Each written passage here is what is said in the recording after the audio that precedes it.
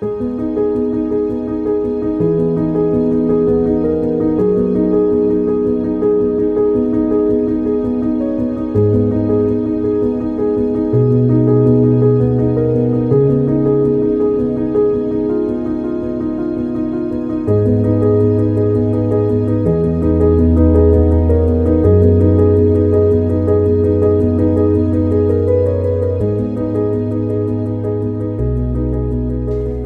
guys, and welcome to my new Mafia Locations video. On this episode, I went down to see the mansion of the infamous mobster Anthony Gaspipe Casso. So he lived in this kind of lavish mansion down in the Mill Basin section of Brooklyn. And Mill Basin itself is a very interesting neighborhood. It's a basin, I guess, or this kind of circular land that sort of juts out into Jamaica Bay, and it's sort of near JFK a little bit, or the planes fly low, sort of nearby. No, I don't really know what the neighborhood was like back in the day, but I'm assuming it was these nice kind of middle-class-ish homes, ranch houses, very peaceful, idyllic neighborhood. Now, as you drive around the neighborhood, there's a lot of kind of big mansions.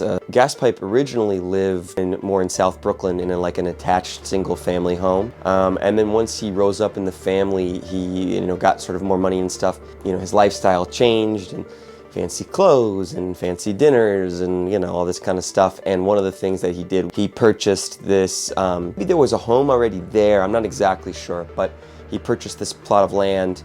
I'm sure it also had something to do with him being an avid boater, because there's a big marina there in Mill Basin, and a lot of the houses abut the water itself, or have little docks or whatever. So anyway, he built this garish mansion, fortress-like mansion, worthy of a mob boss, honestly.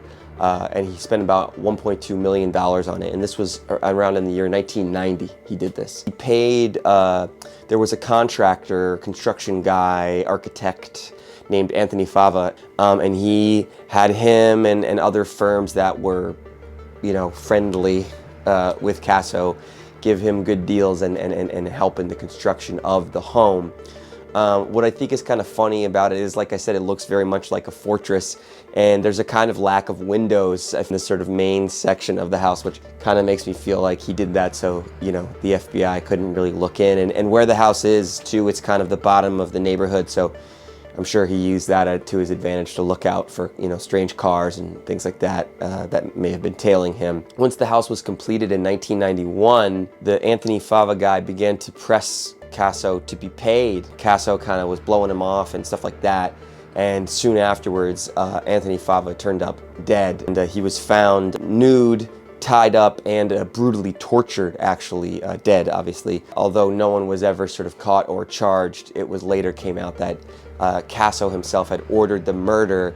And there's a few different theories, but one is that he felt that he was, Anthony Fava was a rat, and supposedly that's why he was found nude, was because before he was murdered, he was stripped down to check for wires. But also, there's another sort of theory that Casso became nervous during the process of making the home, that Fava knew too much about his, sort of financial details. Maybe this could have caused headaches for Casso later, if in terms of a kind of an IRS investigation. Now, the elements of Fava being tortured, actually, Casso became upset when he heard about this, and he kind of came down on the hitman who did it, saying that he had only asked for him to be murdered and had not asked for him to be tortured, and that had gone too far, if you will.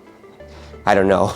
Anyway, so then Casso didn't really have long to enjoy the house, because there was a lot of these indictments unsealed, and Casso and Vicamusa went on a run, and they ran away, and they hid out in places like Scranton, Pennsylvania for a while, until Casso was eventually arrested, actually at a house deep in New Jersey that he had purchased for his mistress, a woman named Rosemary Bellotti. Once he was taken into custody, it was a sort of, the beginning of the downfall of him. The house was eventually sold in 1995. Now, I don't know if the house was sold because it was seized by the government, or just because Casso's family, needed money, maybe, you know what I mean? And so they sold the house. And so then this is actually where the house kind of produces another interesting story. The house was sold to these guys. They were called the Toronto Brothers, and they were, or at least one of them was a very successful gynecologist, actually, from Brooklyn. and he had this relationship with a local politician, a New York politician, a guy called Carl Kruger, who also came from Brooklyn. And again, this Carl Kruger guy, he laid out a lot of money to even add more garish improvements to the house. And what ended up happening was, turns out that Carl Kruger himself was also a corrupt kind of politician and was doing these kickbacks and different rackets, and he was arrested and put in prison, as well as one of these Toronto brothers. And one of the Toronto brothers, they speculated that Kruger and Toronto were actually gay lovers, and that the house had been purchased to take care of Toronto, his brother, and Toronto's a mother, older mother. Honestly, I don't even want to go too much deeper into this because this deserves its own video. It is a very bizarre story, but just, you know, enough to be said that the house is still there and is still well maintained, I suppose, and still, you know, in that same style. And I'm not sure who owns it, but probably it probably is still owned by the Torontos. And or at least the family or something like that. So yeah, so anyway, so that's the story of Gaspipes' mob mansion, or mansion fit for a mob boss, if you will, in Mill Basin, Brooklyn. So that's this episode of Mafia Locations. I think it's a pretty interesting